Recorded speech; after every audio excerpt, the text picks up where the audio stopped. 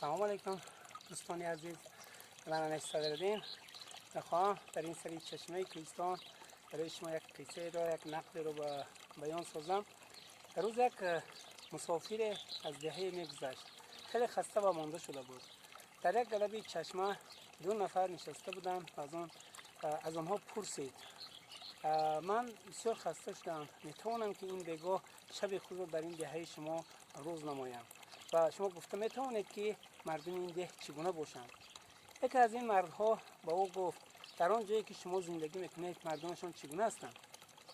مسافر در جواب گفت: مردم ما بسیار مردم غیبتچی، با یکدیگر نفرت بدبینی دارند، تهمتگو هستند. خلاصه بسیار به من محکوم نیست رفتار و کردار مردم محلی ما. این مرد گفت که همین دهه‌ای که شما میگید عیناً مثل دهه شما است.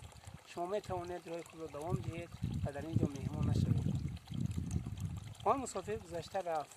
چند پس یک نفر دیگر نیز از آنجا گذر کرد، آب نوشید و با اینها پرسید: مردم همین ده چگونه باشد؟ من میتوانم که این بگاه در اینجا شب رو روز نمایم. و این مرد باز همان سوال نوبتی رو به این داد، یعنی که مردم دهه شما چگونه است؟ مسافر دیگه برعکس گفت: در دهه‌ای که من زندگی میکنم مردم بسیار مردم خیرخواه است، نیکبین است، مهمان نواز هستند، بسیار یکدیگر رو دوست میدارند و قدر و احترام میکنند. مرد در این جواب گفت: این دهه که میبینی عیناً مردمش مثل مردم دهه شما بوده است. شما میتوانید در اینجا مهمان شوید و شب خود را روز کنید.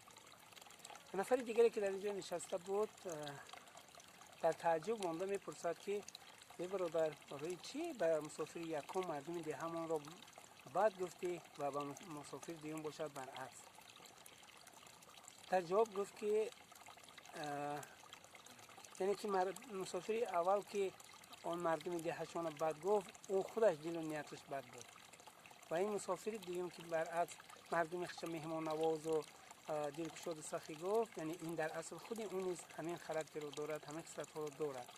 یعنی اگر کسی با چی نیتی به کجای مهمان شود، عیناً با همون چی روبرو و او را پیشواز میگیرند. به همین خاطر من چی گفتنی هستم؟ چند پیش ما نیز در یوتیوب یک کانال شدیم، دوستی گفت این کانال با نام، یعنی که در این کانال ما درباره امکانیت‌های خوبی سلامتی، سیاحتی و تجارتی معلومات داده شدیم. یک چند نوارها نیز ثبت کردیم و در این کانال گذاشتیم. این کانال محض برای اونهایی است که دل نیت پاک دارند، برای اونها است که خیر و سخاوت رو دوست می‌دارند. این کانال برای اونها است که سلامتی خود، اهل جامعه و اهل عائله رو دوست می‌دارند و اون نفرایی که خواهش سیر و سیاحت کردن، دنیا رو دیدن دارند. محض این کانال رو به همین خاطر شده و برای چنین دوستان شده.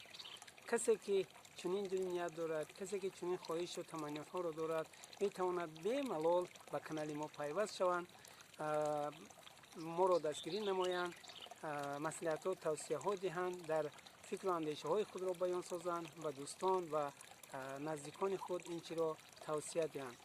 امروز که روز آخری ماه مبارک رمضان است، پگاه این که عید است و در حیات شخصا من یکم مراتبه چنین عید را میبینم که عید در خانه در محیط تنها عائله میگذرد، لیکن این نیز گذرنده است، چون که چندین سال مردم را مراجعت میکردند که معرکه ها را، عید ها را کم خرج کنید، لیکن بزرگی خداوند ببینید که امروز ما را خود آگاه ساخت که از آنی که ما همون خراجات های زیادتی که در دسترخوان های خود می آراستیم و بعد از آن را به حیوان ها می دادیم، زیادتی آن را مصرف میشدن، امروز بهتر از آن است که همون مبلغ ها را به شخصان نیازمند، احتیاجمند خیر سخاوت کنیم و تا توانیم که همون مبلغی که بیهوده صرف میکردیم، این مبلغ رو اگر به چنین شخصیت ها اگر ما خرج کنیم و صرف کنیم، گویا که ما این پول خود را به خزینه، یعنی که به بانک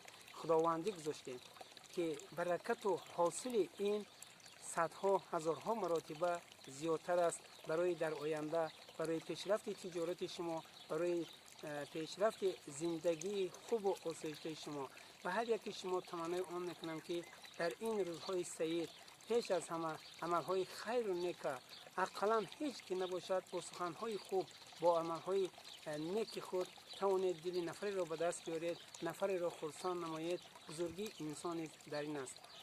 و همه شما در این ماه مبارک تنی صحت، وقت خوش، آرامی، در خاندانتان فیض و برکت، در کسب و کاراتان، در فعالیت تجارتی شما موفقیت تمنا میکنیم و خواهش و نیت آن رو داریم که در دل هر یک قدم شما چی نیت نیکی هست خداوند نیت های نیک شما رو عملی بگرداند. تشکر برای دقتتان.